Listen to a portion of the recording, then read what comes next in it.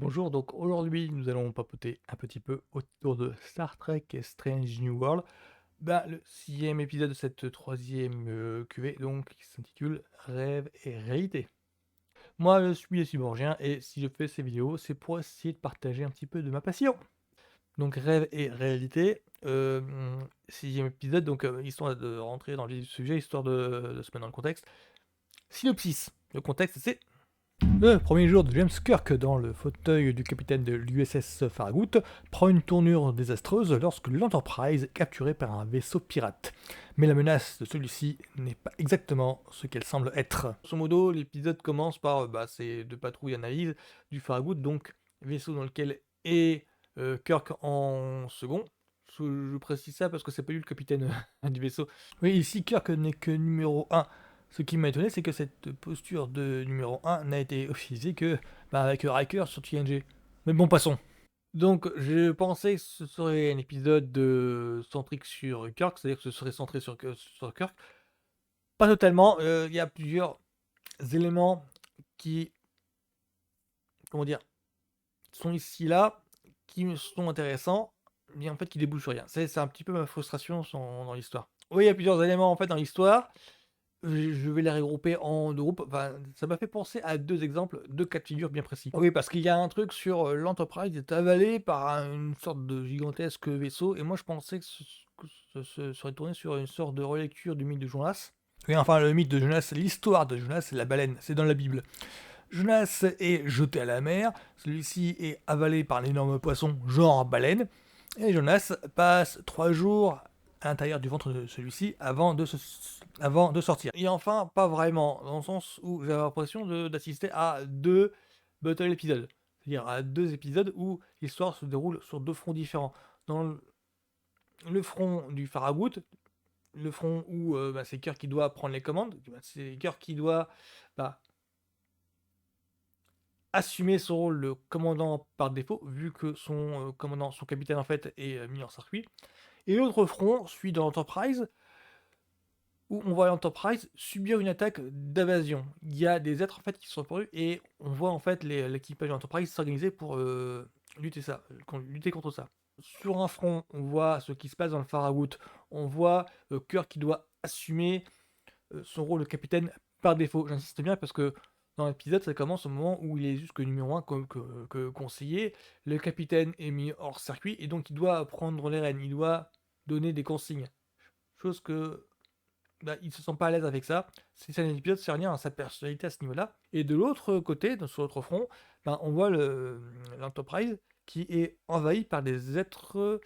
Là, je peux pas trop en dire, sinon je spoil un petit peu. Je vais en parler plus tard. Disons qu'il est envahi par des êtres en fait. Et du coup, ça me rappelait un petit peu ce qui se passait dans Star Trek Premier Contact. Alors, il n'y a pas de Borg dans cet épisode-ci. Oui, dans Star Trek Premier Contact, on voyait l'Enterprise être envahie par les Borg. On voyait l'équipage de Picard devoir combattre en fait les Borg qui se multipliaient. Là, c'est un petit peu le même cas de figure, avec le vaisseau qui est contaminé par les organismes issus du baleinier, enfin de l'espèce de baleine géante. On voit, c'est cette métaphore-là que je pensais voir vraiment le mythe de Jonas retranscrit dans un contexte de SF. Si le mythe de Jonas retranscrit dans un contexte de SF, parce que dans Star Trek, on a déjà eu le coup de l'histoire de Moby Dick retranscrit dans le contexte de Star Trek. Ça nous a donné la machine infernale.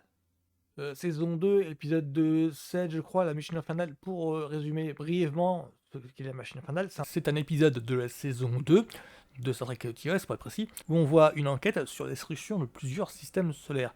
Kirk découvre l'USS Constellation, un autre vaisseau de la Fédération, quasiment détruit avec un seul survivant, le Commodore Matthew Decker. Le responsable de tous ces dommages serait une machine immense qui se nourrit de planètes. Et l'épisode de la machine infernale de cette saison 2 est super intéressant dans le sens où, alors, visuellement, évidemment, ça me dit c'est kitsch comme vous voulez, mais dans l'histoire, la fibre, en fait, le charme de cet épisode-ci, c'est Moby Dick, quoi. Dans le sens où le capitaine du vaisseau spatial rescapé est obsédé par la destruction de cette machine. Comme Akab l'est sur la baleine. Donc, tout l'épisode en question, c'est comment calmer le capitaine? Comment est-ce que, l'obsession du capitaine, comment est-ce qu'elle ne peut pas être fatale à l'Enterprise? Ah oui, parce que tout ce à quoi pense le capitaine Decker, c'est de se venger. Il veut détruire cette machine, comme Akab veut détruire Moby Dick. Et moi, je pensais tout bonnement que cette histoire de rêve et réalité, bah, ça allait attaquer, ça allait évoquer cet épisode-ci. Parce que dans Machine Infernale, on n'a aucune notion de, bah, c'est quoi le background du truc? C'est quoi l'histoire, en fait, les origines de cette machine-là? On en connaît très peu de choses. Et ça se fait régulièrement, c'est entre, séries, entre TOS et les autres séries genre, Deep Space Nine, Enterprise, on a eu des réponses, on a eu, des échos en fait. Pour te donner un petit indice, il me semble qu'il y a un vaisseau spatial de la Fédération qui est perdu dans l'univers miroir et en fait, dans Star Trek Enterprise, il y a 2 ou 3 épisodes qui se déroulent en lumière miroir et qui tournent autour de bah, ils ont retrouvé le vaisseau spatial de la Fédération en question. Donc du coup, ça donnait une réponse à, la TOS, tout simplement. Et je pensais cette semaine ce serait ça. Et je pensais que cette semaine, on allait s'étendre, développer le background, de la machine infernale. Et en fait non, comme l'épisode précédent, qui m'évoquait Chaldix, mais finalement quand on connaît Potorose, ça n'a rien à voir. Ici c'est pareil, il y a une solution qui est donnée, et qui m'a fait penser à un autre motif, du film, Star Trek, le film. Ah, alors là, je peux pas l'analyser sans spoiler. Je vais essayer de donner quelques pistes pour que vous ayez des idées. Alors, dans Star Trek, le film, ça repose sur l'idée qu'il y a, une entité qui menace la planète Terre. Refrain connu, vu que c'est un petit peu le le postulat de pas mal de films. Sauf que, la source, en fait, les origines de cette menace-là, repose sur un fait historique réel. Mais c'est qu'en premier film, cette menace a quelque chose à voir avec un fait réel, un fait historique. Et c'est ce motif-là que Star Trek Strange New World cette semaine essaye d'avoir. C'est-à-dire, c'est que même moi, je suis obligé de le reconnaître que là, on assiste à un cas de recyclage, de purement de recyclage. Oui, c'est que le problème, c'est que le charme de la résolution du twist du premier film reposait sur un écho, reposait sur un événement, un fait historique qui a réellement eu lieu dans l'histoire vraie. Le film proposait des éléments de réponse à quelque chose qui restait une énigme. Un petit peu comme si on offrait un élément de réponse au train de Bermude. C'est de ce niveau-là.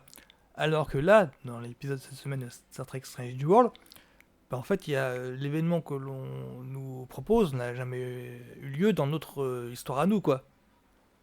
Le motif de résolution ne fait que singer celui du premier film. Point barre. Alors, à moins que, alors là je vais pas te dire, à moins que les éléments que l'on voit là soient repris comme une sorte de fil rouge pour être développés dans la saison 4 ou 5 et accrochent les wagons avec Star Trek TOS. Uniquement dans ce cadre-là, sinon je vois pas. Ouais, parce que sinon l'épisode était correct sans plus, quoi. Enfin, ça m'a fait plaisir de revoir Kirk et on voit plusieurs éléments. Bah, d'ailleurs, c'est ça le plus intéressant, c'est de voir Kirk qui doit s'installer, assumer le côté je suis le capitaine, c'est la première fois dans sa carrière. C'est même ça l'élément le plus intéressant de l'épisode. Il y a beaucoup de tout à ce niveau-là. Et de voir Pike à côté de lui, qui endosse le rôle de monteur. Alors au cinéma, on a l'habitude de voir ça. Je crois que c'est une idée qui est déjà dans le reboot de Abrams. C'est lui qui chaperonne Kirk. Dans la série télé, alors dans TOS, je ne crois pas. Je crois que dans TOS, il a déjà. Je crois que c'est établi. Je voudrais pas dire de bêtises. Mais je crois que c'est établi que Kirk a connu brièvement Pike, mais sans plus. C'est plutôt Spock qui a agi à côté de lui. C'est plutôt Spock qui était présent à côté de lui. Ça, par contre, c'est établi. Donc voilà, c'était tout ce que j'ai à dire sur Star Trek Révérité. Correct sans plus, mais je pense que cette saison 3 là, ils savaient plus vraiment où ils allaient. C'est ça le problème, je crois. Ils savaient vraiment plus où ils allaient. Le fil rouge sur les Gorn, qui pour moi était la force de Star Trek serait joueur d'ici là, elle est résolue. Ils vont passer à autre chose, mais l'autre chose en question, ils ont du mal à en trouver. Voilà, c'est surtout pour moi sur Star Trek Strange New World. Alors je suis un petit peu déconcerté parce que euh, vu les éléments là, vu les échos que ça aurait pu avoir, parce que l'air de rien, en fait, il y a quelques thèmes. Enfin, j'ai reproché l'épisode d'avant de ne pas être suffisamment trekien sur réflexion par rapport aux contrées étranges inconnues, par rapport aux entités inconnues qu'ils rencontrent. Là, l'air de rien, il y a ça.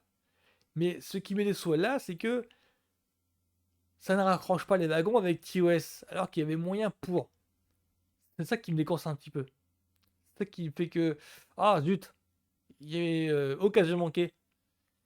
Moi, je pense que en fait, ce qui se passe, c'est que les scénaristes sont, dans la réflexion des saisons 4 et 5, parce que j'ai vu ça dans certaines interviews, et du coup, ils savent plus trop quoi raconter dans cette saison 3 là. Et du coup, ils explorent un petit peu, ici et là des trucs.